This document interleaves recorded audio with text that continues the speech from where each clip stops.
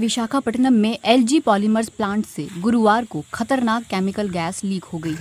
मौके पर सभी आपातकालीन सेवाएं पहुंच गई हैं और 300 से ज़्यादा लोगों को अस्पताल में भर्ती किया गया है।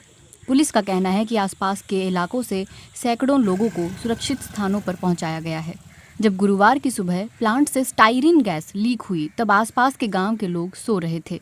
म्यूनिसिपल कॉरपोरेशन का कहना है कि प्लांट के पास करीब 3 किलोमीटर का इलाका जोखिमों से भरा है। इस फैक्ट्री से जो जहरीली गैस लीक हुई है वो स्टाइरिन गैस है। आइए जानते हैं कि ये गैस क्या है और इसके क्या खतरे हैं। स्टाइरिन का इस्तेमाल प्लास्टिक और रबड़ बनाने में होता है।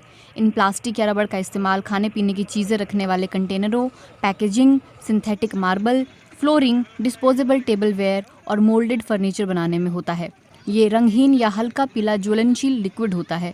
इसकी गंध मीठी होती है। इसे स्टाइरोल और विनाइल बेंजीन भी कहा जाता है। बेंजीन और एथिलीन के जरिए इसका औद्योगिक मात्रा में यानी बड़े पैमाने पर उत्पादन किया जाता है। तो स्टाइरिन के संपर्क में आने पर इंसानों पर क्या असर पड़ता है?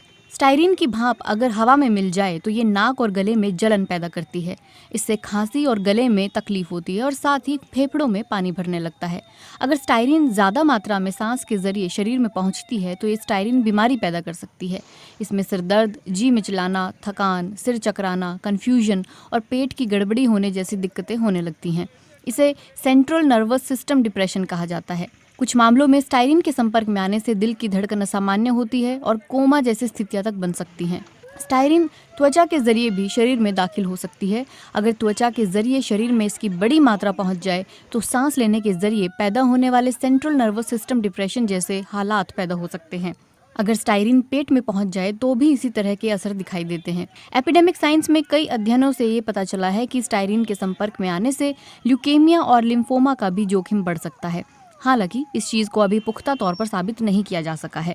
तो क्या आम लोग भी इसके संपर्क में आ सकते हैं? क्योंकि स्टाइरिन केवल औद्योगिक रूप से इस्तेमाल की जाती है, तो जब तक आप इसके उत्पादन वाली जगहों पर काम नहीं करते हैं तो आपके बड़े पैमाने में इसके संपर्क में आने के आसार कम होते हैं। आम लोगों के बेहद कम मात्रा में स्टाइरिन के संपर्क में आने की संभावना बची खुची प्लास्टिक या पर्यावरण में प्राकृतिक रूप से इसके पैदा होने से हो सकती है। हालांकि इतनी कम मात्रा का स्वास्थ्य पर कोई असर होने की आशंका नहीं है।